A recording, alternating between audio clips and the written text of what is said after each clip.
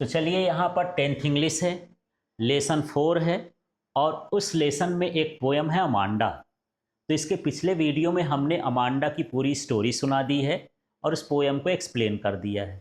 इस वीडियो में हम देखते हैं जो इसके क्वेश्चन आंसर हैं, उसमें एमसीक्यूज होते हैं, एक्सट्रैक्ट होते हैं और क्वेश्चन आंसर होते हैं। तो चलिए देखें। The poem Amanda is composed by, किसने लिखा है? रॉबिन क्लेन ने।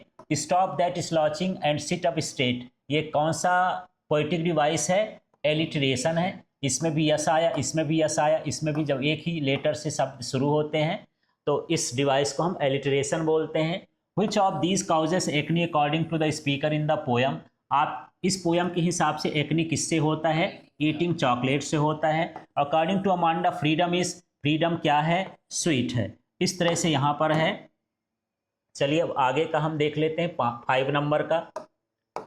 यहाँ पर है which of these messages does the poet want to convey through the poem Amanda, इस पोयम से वो क्या मैसेज देना चाहते हैं poet?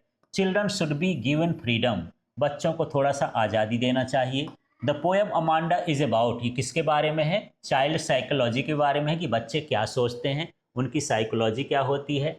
Amanda wants to be an orphan, orphan क्यों बनना चाहती है? To enjoy the freedom that an orphan has, एक अनाथ के पास जो फ्रीडम होती है उसे वो इंजॉय करना चाहती है। फिर 8 नंबर का एमसीक्यू देख लेते हैं। ये है what made Amanda sulk and moody, उसको सल्क और मूडी कौन बनाता है? When her mother gave her too many instruction, जब उसकी माँ बार बार उसको टोकती है तो उससे वो सल्क और मूडी हो जाती है। Why should Amanda not eat chocolates, उनको चॉकलेट क्यों नहीं खाना चाहिए? क्योंकि इससे क्या हो सकता है? एक्नी। ऑप्शन दिया इसी में से छांट लेना है। What does Amanda imagine to be when she pictures herself in tower, वो अपने आप को टावर में जब महसूस करती है तो क्या बनना चाहती है? वो रेपंजल बनना चाहती है। इस तरह से इसके एमसीक्यूज हैं। अब चलिए यहाँ पर एक्सट्रैक्ट देख लेते हैं। एक्सट्रैक्ट में क्या होता है? 4 लाइन दिया रहेगा पोयम का, वैसे समझ में आएगा। इनमें अमांडा अमांडा अमांडा, हर लाइन में अमांडा है तो अमांडा तो ऐसे समझ में आ जाएगा। Who is being addressed in the poem, poem में किसके बारे में कहा गया है? अमांडा के बारे में, तो यहाँ ये वाला ऑप्शन हो जाएगा। ऐसे तो आपको पोयम पता कर लेना है 4 लाइन की और उसमें जो ऑप्शन दिए होंगे उसको देख लेना है। इसके बाद यहाँ पर देखिए what is Amanda told not do, उनको क्या ना करने के लिए कहा जाता है? बाइट हर नेल्स, अपने नाखून मत खाओ। The tone of the speaker is, ये कौन सा है? स्पीकर का जो टोन है वो कैसा है? कमांडिंग है, वो निर्देश देना चाहता है। अब चलिए यहाँ पर एक्सट्रैक्ट 2 भी देख लेते हैं। इसमें भी 3-4 लाइन देगा और उसके बाद उसका आंसर देख लेते हैं। तो क्या है? यहाँ भी एमरल्ड सी है, इनोवेटिवली, डिप्टफुली, ब्लिसफुली, ऐसे मरमेड, ऐसे शब्द आएंगे तो समझ जाना कि ये क्या है? अमांडा है। What does Amanda imagine her self, Amanda अपने आप को क्या समझती है? Mermaid. What does Amanda imagine living, है ना, वो कहाँ रहना पसंद करती है? सी में। फिर यहाँ how does Amanda feel in her imagination, अपने इमेजिनेशन में वो क्या फील करती है? तो अच्छा फील करेगी। यहाँ पर ऑप्शन क्या रहेगा? सी, हैप्पी एंड फ्री। ठीक है। अब एक्सट्रैक्ट 3 देख लेते हैं। तो इसमें क्वेश्चन देख लो क्या है क्वेश्चन। इसमें भी पोयम का पता लग जाएगा। अमांडा अमांडा, ऐसे अमांडा शब्द आ रहा है, बार बार रिपीटेशन हो रहा है। What is Amanda asked about, Amanda को क्या कहने के लिए कहा जाता है? होमवर्क करने के लिए कहा जाता है। ये होमवर्क लिखा है ना, इसमें से पता लगा लोगे। What was Amanda told to clean, Amanda को क्या क्लीन करने के लिए कहा जाता है? तो देख लो यहाँ क्या आ गया? रूम। तो यहाँ पर क्या आ जाएगा? रूम। और क्या हो जाएगा इसमें? क्लीन योर शूज, क्लीन करने के लिए तो शूज कहा जाता है, तो शूज हो गया। ठीक है। अब यहाँ पर हम देख लेते हैं इसका थर्ड वाला क्या है। Who is giving these instruction, ये इंस्ट्रक्शन आपके हिसाब से कौन देता होगा? तो कौन देता होगा इसका? पेरेंट, है ना, पेरेंट है या दूसरे बड़े लोग हैं वो देते होंगे। अब ये एक्सट्रैक्ट 4 है, यहाँ स्ट्रीट आ गया, फीट आ गया, स्वीट आ गया, फ्रीडम आ गया, गोल्डन आ गया। इससे अंदाज कर लेना कि ये जो लाइन है किससे ली गई है? अमांडा से। इस तरह से आपको पता कर लेना है। अब इसके बाद यहाँ पर देख लेते हैं इसका क्या है।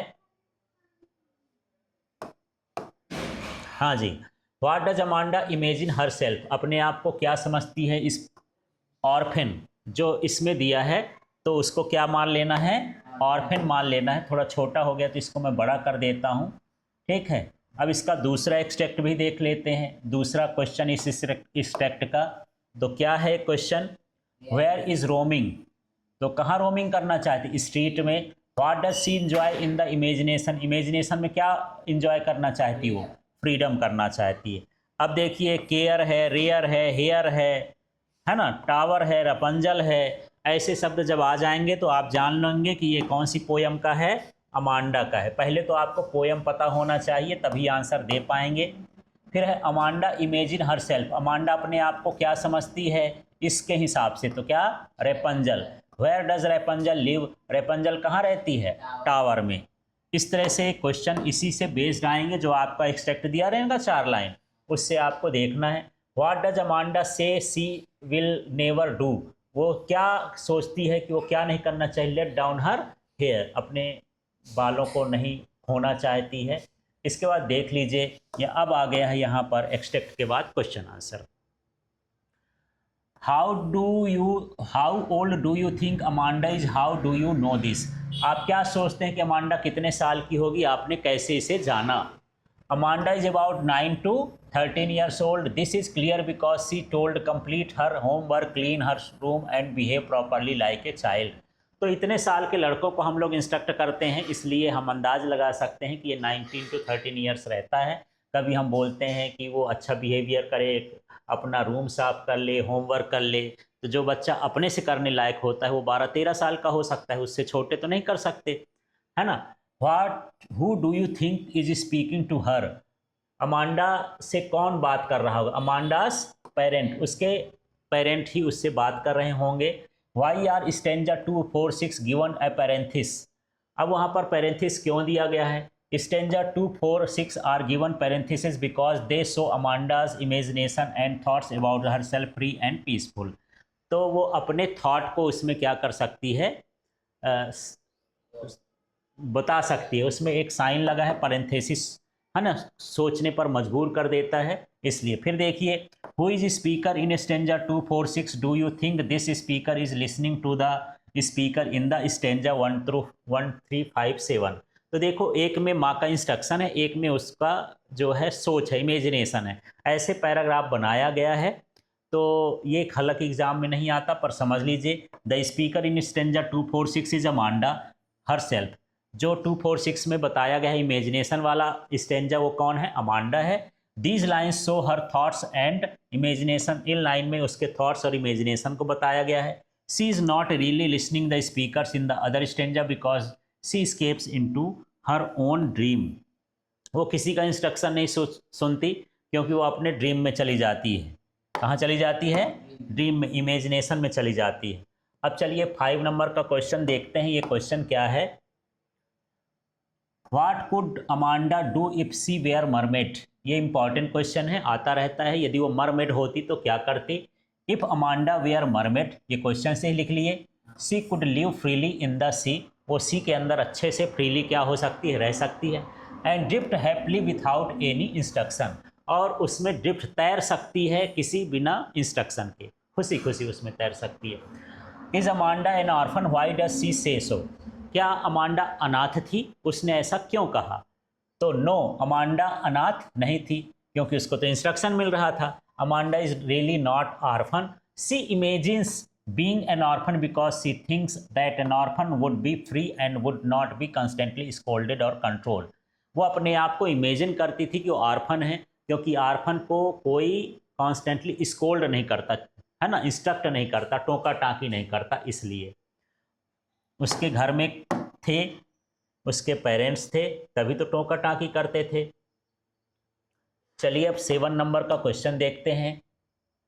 Do you know the story of Rapunzel, why does she want to be Rapunzel, क्या आपने रेपेंजल की स्टोरी सुनी है, वो अपने आप को रेपेंजल क्यों महसूस करना चाहती। तो आप स्टोरी देख लीजिएगा, फिल्म बनी हुई है इस पर। देखिए, Rapunzel is a fairy tale character who lives alone in tower. तो रेपेंजल एक जो है, एक कैरेक्टर है, स्टोरी है, उसका एक कैरेक्टर है, वो पात्र है, और जो टावर में रहती थी, अकेले रहती थी।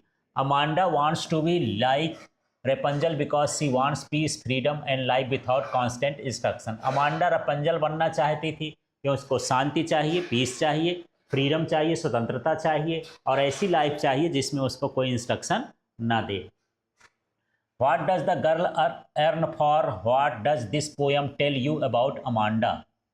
अमांडा जो है इस पोयम में क्या कहना चाहती है, क्या फील करना चाहती है।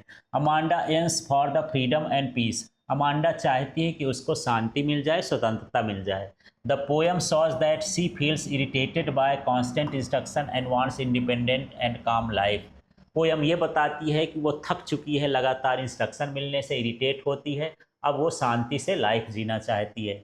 Why does Amanda want to be an orphan? वो ऑर्फन क्यों बनना चाहती है? She wants to roam freely and no one is called her. वो अपनी घूमना चाहती है और कोई भी उसको स्कॉल्ड न करे। ये लास्ट में कहे, चाहे आर्फिन हो, चाहे मरमेड हो, चाहे रेपंजल हो, लास्ट में लिख सकते हो नो वन स्कॉल्ड हर।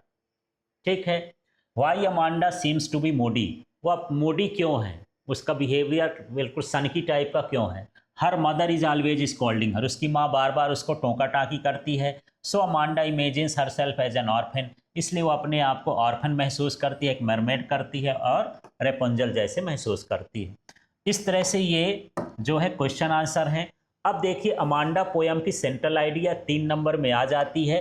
सेंट्रल आइडिया पढ़ लेंगे तो क्वेश्चन भी बन जाएगा, या क्वेश्चन लर्न है तो सब मिला दो तो सेंट्रल आइडिया बन जाएगा। ठीक है। तो the poem Amanda by Robin Klein highlights the feeling of young girl who is constantly instructed and scolded by her parents। तो अमांडा पोयम रॉबिन क्लेन ने लिखा है और इस पोयम में उसकी फीलिंग को बताया गया है, जिसमें उसके माता पिता बार बार उसका स्कोल्ड करते हैं, टोका टाकी करते हैं, इंस्ट्रक्शन देते हैं। Amanda is told not to bite her nails. उसको कहा जाता है अपने नाखून मत चबाओ। सिट लेजली, लेजली मत बैठो। और नेग्लेक्ट हर होमवर्क, अपना होमवर्क को नहीं करती हो उसके लिए भी कहा गया है। फिर एंड रूम को भी साफ करने के लिए कहा गया है। Because of this repeated instruction she feels irritated and escapes into her imagination. तो इन सारी चीज़ों से, इंस्ट्रक्शन से वो इमेजिनेशन में चली जाती है। सी ड्रीम्स ऑफ बीइंग मरमेड। वो मरमेड बनना चाहती है इन द सी, एक समुद्र में। N orphan roaming freely. और एक जो है ऑर्फिन बनना चाहती है जो स्वतंत्रता पूर्वक जो है स्ट्रीट में चल सके। And a Rapunzel living peacefully in the tower. एक रेपंजल बनना चाहती जो शांति से एक टावर में रहे। These dreams show her desire for freedom and peace. ये सारे ड्रीम्स उसकी जो है डिजायर को बताते हैं, फ्रीडम को और पीस को बताते हैं। The poem conveys that too many restriction can make children unhappy. ये पोएम ये बताती है कि बहुत सारे रिस्ट्रिक्शन लगा दो, इंस्ट्रक्शन लगा दो, स्कोल्ड करो तो बच्चे अनहैप्पी हो जाते हैं। And stressed and they need understanding the freedom.